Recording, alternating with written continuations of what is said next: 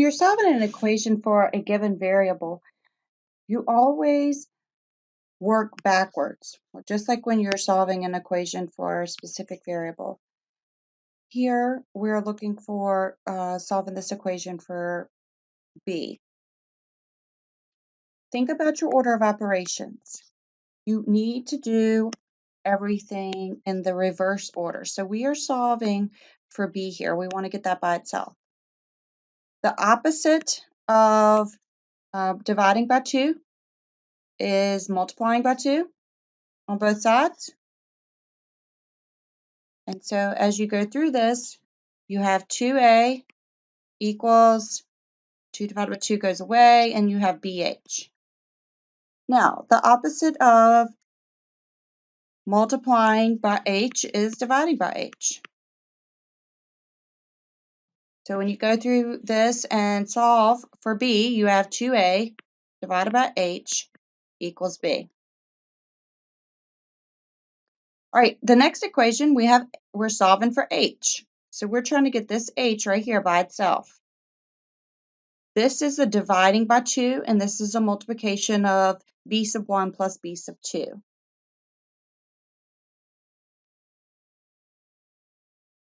So you could start again with multiplying both sides by 2. You have 2a equals b sub 1 plus b sub 2 times h. And your 2 divided by 2 is 1.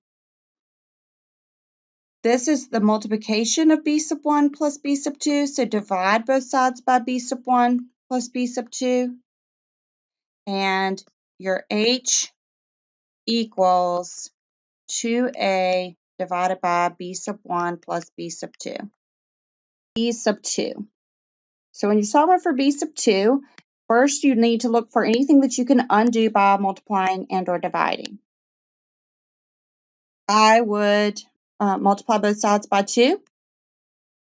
So you have 2a equals b sub 1 plus b sub 2 times h. Undo your multiplication of h by dividing. So you have 2a divided by h equals b sub 1 plus b sub 2. We're still trying to get b sub 2 by itself. So we have 2a divided by h minus b sub 1 equals b sub 2. So I need to subtract that b sub 1 from both sides.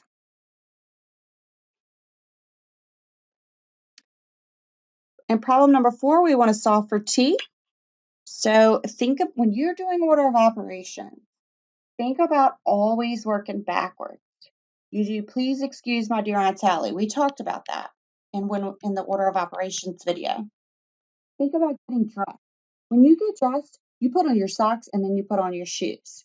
When you go to take your socks and shoes off, do you take your socks off before you take your shoes off? Absolutely not. You would always do things in the reverse order that you originally did them.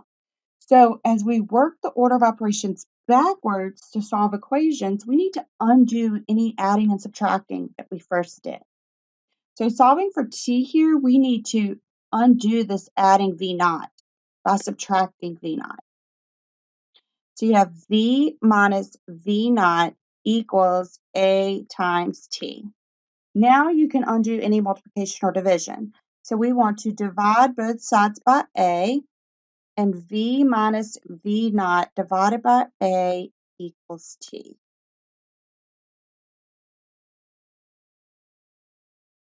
We're solving this one for y. So undo any adding or subtracting. We have negative, or 1/4, x minus 1/3 y minus 6 equals 0. I would add 6, and I would also subtract 1/4 x. So you have negative 1/3 times y equals 6 minus 1/4 x. To undo, this is like dividing by a -3. So to undo, divide by -3, multiply by -3. So y equals -3 times 6 minus 1/4 x. You could go through here and distribute this -3. It is not necessary, but if you choose to, -3 times 6 is -18. A negative and a negative is a positive. 3 times 1 is 3 over 4x. And of course, you can change the order if you so choose, because the commutative property of addition says that you can change the order. So if you wrote it 3/4 x minus 18, that's perfectly okay too. Okay, the next one, x. We're solving for x. So any addition and subtraction we do not have. So now we're looking at multiplying and dividing. Multiply by 2 on both sides. So 2 times u sub s equals k times x squared. Divide by k. And you have 2 times u sub s divided by k equals x squared. To get the x by itself, you're going to need to take the square root of both sides. Now remember, whenever you take the square root of both sides, you always do a positive and a negative square root. 2 times u sub s over k equals x. Okay, we'll go through here and do a few more. We're solving for k. So we don't have any multiplication or division. We don't have any adding or subtracting. So, but we do have multiplying and dividing. So let's go and divide by 2 pi.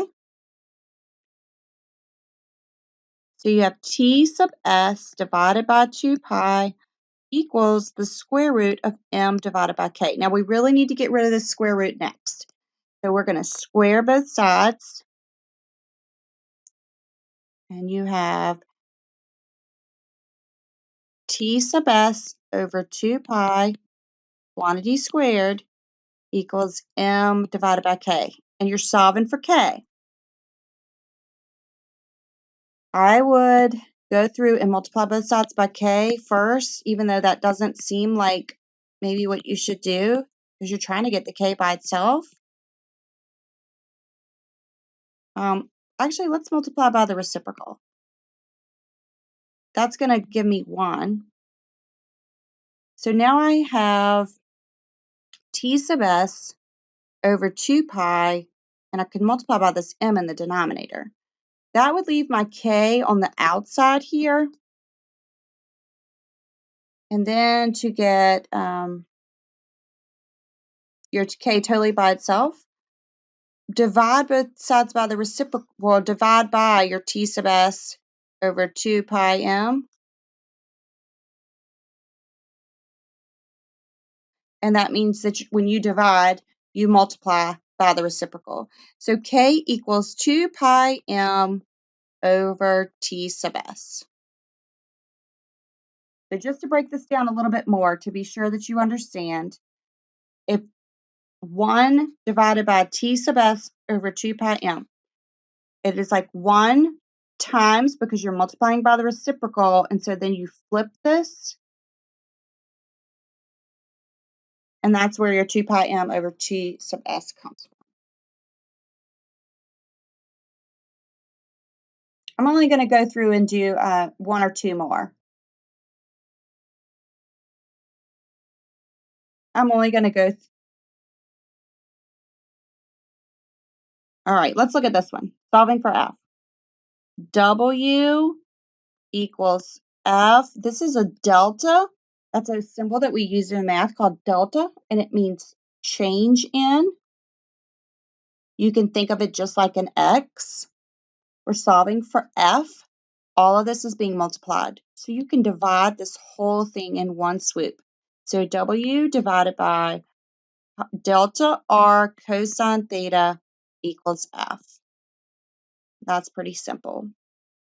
You can start to see the pattern that what you do every single time is you undo any adding and subtraction, and you undo any multiplying and dividing.